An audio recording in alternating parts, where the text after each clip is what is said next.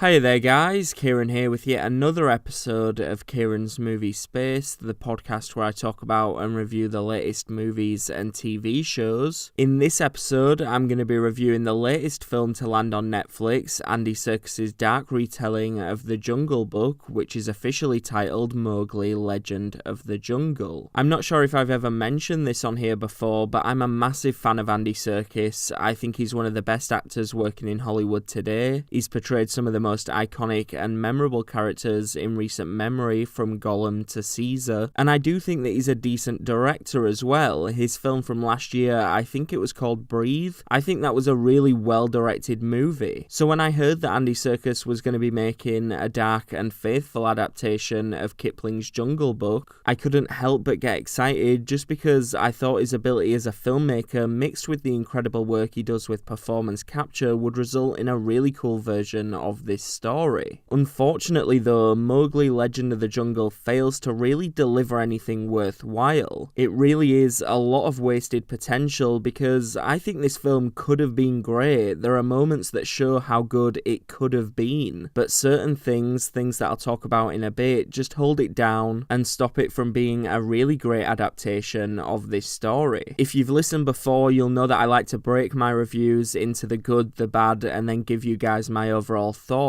So before I get into what I don't like about this movie, I've got to talk about some of the things that I enjoyed, and I want to start by talking about the voice cast for a little bit, because the voice cast that Andy Serkis has assembled is easily the best thing about this movie. And I would even go as far as to say that I think the voice performances in this movie are even better than the ones from Disney's Jungle Book from 2016, which doesn't really come as much of a surprise when you look at some of the brilliant actors voicing these animals. You've got Christian Bale as Bagheera, Andy Serkis as Baloo, Naomie Harris as Raksha, Peter Mullan as Akela, Cate Blanchett as Kaa, Benedict Cumberbatch as Shere Khan, and they all do fantastic jobs voicing their characters, especially Benedict Cumberbatch, who I think gave us the best version of Shere Khan so far. He's really menacing and terrifying in this movie, and that character was probably my favourite part of this entire film. The CGI is another thing that I think was really well done in this movie. Obviously Andy Serkis is the kind of go-to guy for performance capture, so it was cool to see what he brought to these iconic characters. And there are certain moments and scenes where the CGI animals look so incredible and you can actually see the actors within the animals. There were certain moments where you'd look at Bagheera and you could kind of see Christian Bale in there somewhere, which was a really cool experience. There are some moments though where I think the CGI could have used just a bit more work. I don't think Serkis was given the same amount of time or money as he was on the Planet of the Apes films, and because of that, there isn't that same level of detail in the CGI characters. And while I haven't seen Jon Favreau's version of The Jungle Book for a while, I don't think the CGI in this film is as good as the CGI that Disney and Jon Favreau delivered 2 years ago. Alright, so now I'm going to move on and talk about some of the aspects of this movie that didn't work for me, and the first thing that I want to talk about is the young actor who played Mowgli here. I think his name's Rohan Chand, and he's basically left to carry this whole movie on his back, and there were moments throughout the film where his performance just didn't hold up. On more than one occasion, you could tell that this was just a kid on a soundstage pretending to talk to a giant snake or a tiger or an elephant, and it was distracting at times because the CGI and the world would draw you in and make you believe what was happening, but then this kid's performance would just kind of snap you out of it and stop you from believing in this world and in this story. The tone of the film is another issue, because you could see that Andy Serkis was really trying to make this a darker version of the story, but the film kind of got stuck between being a dark and gritty adaptation and a family-friendly movie. I think this film would mostly be okay for older kids to watch because there's nothing really too adult in there, but then towards the end something happens that's completely kind of brutal and kind of shocking that's definitely not okay for kids. So in a way, it sort of felt like Andy Serkis lost sight of the tone a little bit, because it does feel at times like a family-friendly film that just has one or two moments themes that are absolutely not okay for a younger audience. I also do think that the film kind of loses itself a bit in the second act as well, just because for the first act of the movie, everything's moving really fast and it's quite fun and engaging, but then everything just slows down massively in the middle as Mowgli comes into contact with other humans. I understand that Serkis wanted to explore how Mowgli's a bit of an outsider to both humans and wolves, but he basically stopped in the middle of the film to tell a completely different story, and then got back to the actual narrative about 20 minutes later. And then because of this really slow second act, the finale of the film feels really rushed, and I do think this movie could have been much